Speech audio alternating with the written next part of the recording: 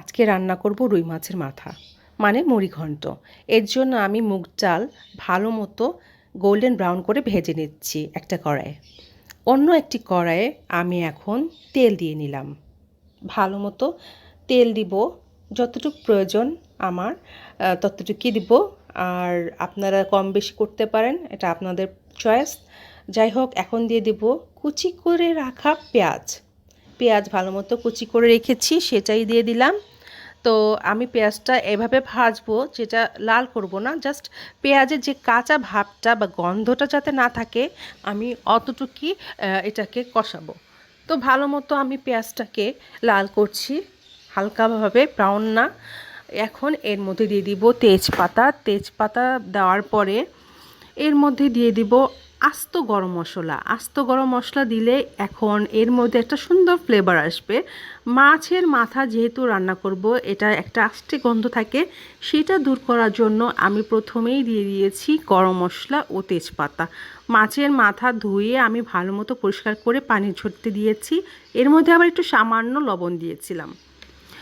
এখন এই কড়াইয়ের মধ্যে একটু দিয়ে দিলাম লবণ, পরিমাণ মতো, যতটুকু প্রয়োজন আমার লবণ দিয়ে দিয়েছি।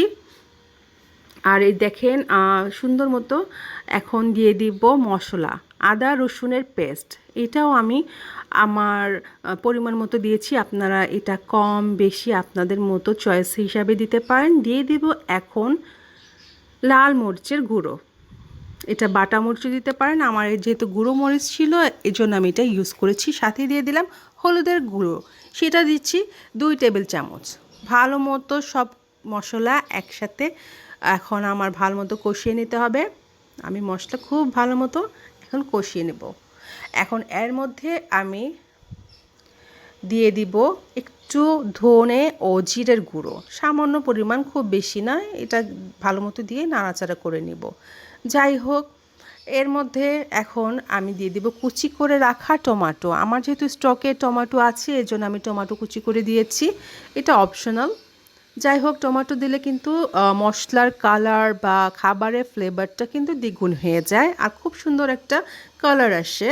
এখন আমি এর মধ্যে দিয়ে দিব কেটে রাখা মাছের মাথা, যেটা ধুয়ে পরিষ্কার করে আমি রেখেছিলাম সেটা। তো যাই হোক, এখন দিয়ে দিলাম কাঁচামরিচ আস্ত, একটা সুন্দর ফ্লেভারের জন্য। কাঁচামরিচ দিলে আস্ত কাঁচামরিচে একটা সুন্দর ফ্লেভার আসে। এটা মাছের যেটা গন্ধ সেটাতে কিন্তু কভার হয়ে যায় অনেকাংশে আমার মতে। তো যাই হোক, ভালো মতো মাছের মাথাটা কষিয়ে নিচ্ছি। এইটা আমি 5-6 মিনিট কষিয়ে সামান্য একটু ঢাকা দিয়ে দিব। এই যে 5-6 মিনিট পর আবার ঢাকাটা খুলে ফেললাম, ভালো মতো নেড়ে চেড়ে দিব। সুন্দর মতো মাছগুলোকে কষাতে হবে। এখন 5-10 মিনিট যখন কষানোর পরে এর মধ্যে ধুয়ে রাখা ডাল, ওই যে আমি ভেজেছিলাম, সেই মুগ ডালটা দিয়ে দিলাম। মুগ ডালটা দেওয়ার পরে জাস্ট ইমাজিন, একটা সুন্দর একটা অ্যারোমা বার হয়েছে। এটার যে গন্ধ, এটা বলার মতো না। মুগ ডালের স্পেশালি ভাজলে একটা সুন্দর গন্ধ থাকে, কিন্তু আপনার মাছের মাথার সাথে কিন্তু খুব ভালো গিয়েছে। ভালো মতো এটা কষিয়ে নেব।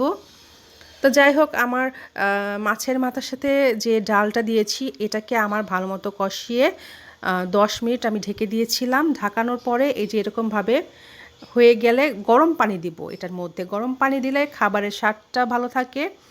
আর এটার ডালটা যে সিদ্ধ করব সেইটা সিদ্ধর জন্য আমি পানিটা দিয়ে দিয়েছি, আর খুব তাড়াতাড়ি এই ডালটা সিদ্ধ হয়ে যাবে। এখন আমি ডালটা আরও 10 মিনিট ফুটিয়েছি। ফুটানোর পরে এই যে দেখেন থিকনেসটা কত সুন্দর একটা কালার এসেছে। ঢাকনা দিয়েছি, আরও 10 মিনিট ফোটানোর পর হয়ে গেল রেডি।